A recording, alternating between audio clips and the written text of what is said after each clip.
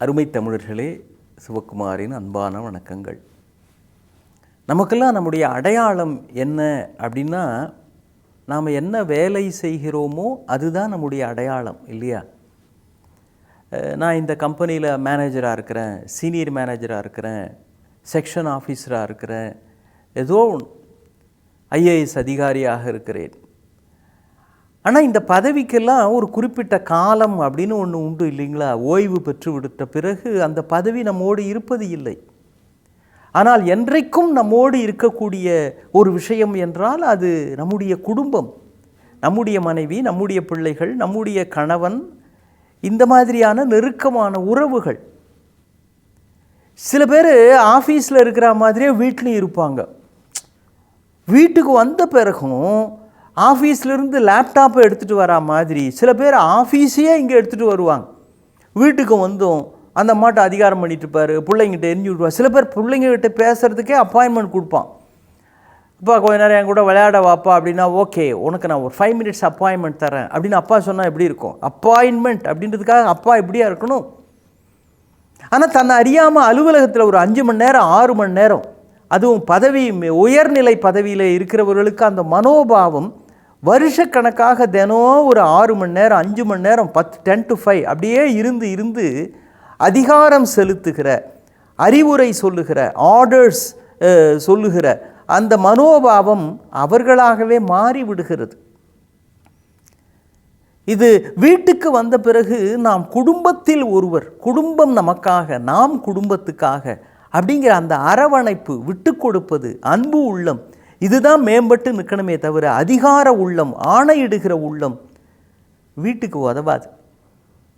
இல்லைன்னா வீட்டில் இருக்கிறவங்க சும்மா ஆஃபீஸ் ஏதோ விட்றா, அப்பாவுக்கு ஏதோ ஆஃபீஸ் கோவம் அதை இங்கே காமிச்சிக்கிட்டு இருக்கிறாரு அப்படின்னு வீட்டில் சில தாய்மார்களே பிள்ளைங்களை சமாதானப்படுத்துவாங்க. அப்பா என்னம்மா சும்மா எல்லாத்துக்கும் சல்லு புள்ளுங்கிறாரு அப்படின்னா, விட்றா அவருக்கு ஏதோ ஆஃபீஸ் டென்ஷன்ரா, அந்த கோவத்தை தான் இங்கே காமிக்கிறாரு, விடு அப்படின்னு. இது ஒரு பலவீனமாக மாறி மற்றவர்கள் நமக்காக விட்டு கொடுக்கிற அளவிற்கு ஆகிவிடக்கூடாது. எப்போதும் விட்டு கொடுக்கிற நிலையில் நாம் இருந்தால்தான் நாம் பெரியவர்கள் என்று அர்த்தம்.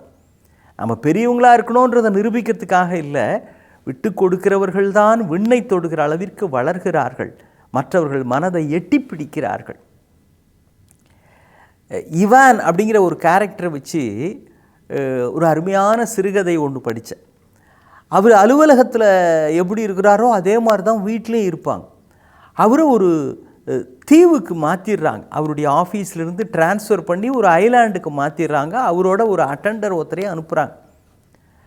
அங்கே போய் இறங்கினா அங்கே ஒரு பெரிய ஆஃபீஸஸ், அப்புறம் பெரிய டிராஃபிக், சென்னை மாதிரியான பெருநகரம்லாம் கூட ஒன்றும் கிடையாது. அது ஒரு சாதாரணமாக வளர்ந்து வருகிற ஒரு சிற்றூர். ஆனால் அங்கே போய் உட்காந்துக்கிட்டு இவர் இந்த மேனேஜர் அப்படிங்கிற அந்த ஹோதாம்பாங்களே, அந்த கெத்துலேருந்து இவர் இறக்கவே இல்லை. அங்கே போனால் இவருக்கு ஆஃபீஸ்னு ஒன்றே இல்லை. அது ஏதோ ஒரு சின்ன சிறு ஓலை குடிசை மாதிரி இருக்குது, அங்கேருந்து நீங்கள் போய் பார்த்துங்க சார் அப்படின்னு ஏதோ சொல்லி அனுப்பிச்சிருக்கிறாங்க போல இருக்கு.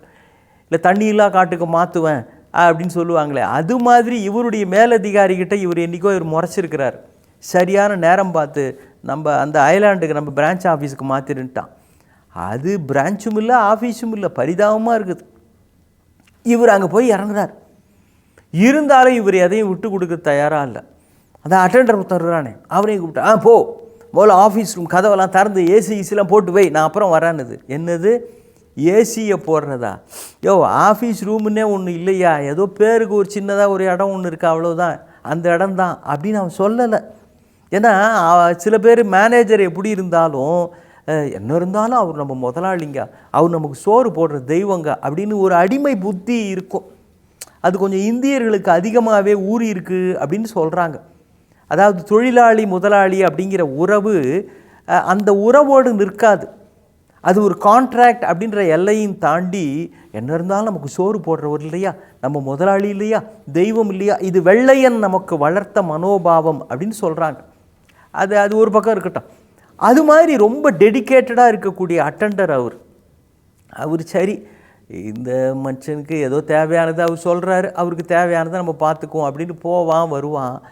ஆனால் அப்படிலாம் எதுவுமே இல்லை அப்படின்னு தெரியறதுக்கு அந்த இவான் அப்படின்ற அந்த மேனேஜர் அவருக்கு கொஞ்சம் டைம் ஆகுது.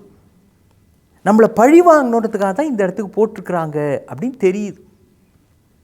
ஒரு நாள் அந்த அட்டெண்டர் சொன்னா, ஐயோ இங்கே ஒன்றுமே இல்லையா, இது ஒரு ஆஃபீஸே கிடையாது, இங்கே நமக்கு பிஸ்னஸ்ன்னு எதுவுமே கிடையாது, உங்களுக்கு ஒரு தண்டனை மாதிரி தான் இங்கே அனுப்பிச்சிருக்கிறாங்க, என்னை கூட அனுப்பிச்சு ரொம்ப வெளிப்படையாக கிளாரிங்காக தெரியக்கூடாதுக்காக என்னை கூட அனுப்பிச்சிருக்கிறாங்க, மற்றபடி நீ அங்கே இருந்த மாதிரியெல்லாம் இங்கே இருக்க முடியாது அப்படின்னு போட்டு உடச்சிட்றான் உண்மையை.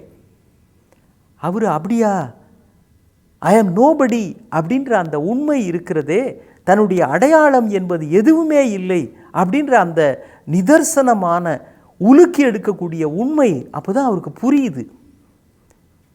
என்ன செய்வது அப்படின்னு எழுத்தாப்பில் கடலிலே அலை அடித்து கொண்டிருப்பது மாதிரி இவருடைய மனதுக்குள்ளேயும் அலை அடித்து கொண்டிருக்கிறது. மறுநாள் இவரை திரும்ப அழைச்சிட்டு போகிறதுக்காக கப்பல் வருது அப்படின்னு தகவல் வந்த உடனே இவர் சரி சரி பேக் பண்ணு, இன்னும் அவர் அந்த மனசு மாறல, எல்லாத்தையும் பேக் பண்ணி எடுத்துக்க அப்படிங்கிறார். ஆஃபீஸை ஒழுங்காக பூட்டிட்டு ஹேண்டிங் ஓவர் டாக்குமெண்ட்ஸ் எல்லாத்தையும் ரெடி பண்ணிவிட்டு, ஹேண்டிங் ஆகுது ஓவர் ஆகுது அதெல்லாம் ரெடி பண்ணி வச்சிரு, நெக்ஸ்ட் ஆஃபீஸர் வருவார் அவர்கிட்ட ஹேண்ட் ஓவர் பண்ணிவிட்டு நம்ம புறப்படணும் அப்படிங்கிறார். சரிங்க சரிங்க அப்படின்னு இவர் தலையாட்டிட்டு விட்டுடுறார்.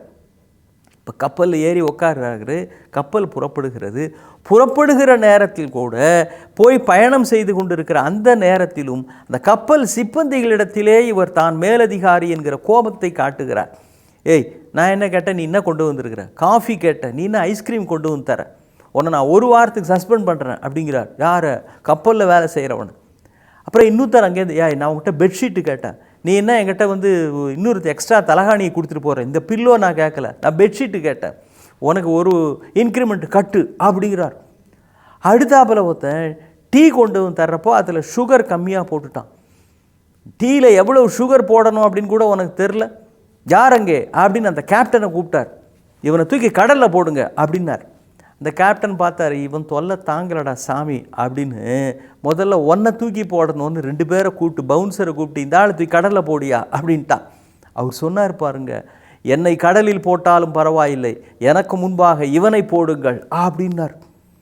அந்த கேப்டன் என்ன பண்ணார், தோ கண்டிப்பாக அவரை போட்டுடுறங்கன்னு தூக்கி இவரையும் கடலில் போட்டார். இவருக்கு துணையாக இன்னொரு அட்டெண்டராக இருப்பதற்கு இவரை நெருங்கி ஒரு சுறா மீன் வந்ததுன்னு அந்த கதை முடிகிறது. வீடு என்பது வேறு, வீடு என்றால் மோட்சம் என்று தமிழிலே ஒரு அற்புதமான பொருள் உண்டு. நிரந்தரமான ஆனந்தம் இருக்கக்கூடிய வீட்டுக்கு உங்கள் அலுவலகங்களை சுமந்து வராதீர்கள். அலுவலகங்களில் இருந்து லேப்டாப் வரலாம், உங்கள் ஆணவம் வந்துவிடக்கூடாது. வீடு விட்டு கொடுக்கிற இடம், நீங்கள் விட்டு கொடுக்கிற பொழுது உங்கள் ஆனந்தம் விண்ணை தொடும். மீண்டும் சந்திப்போம். வணக்கம்.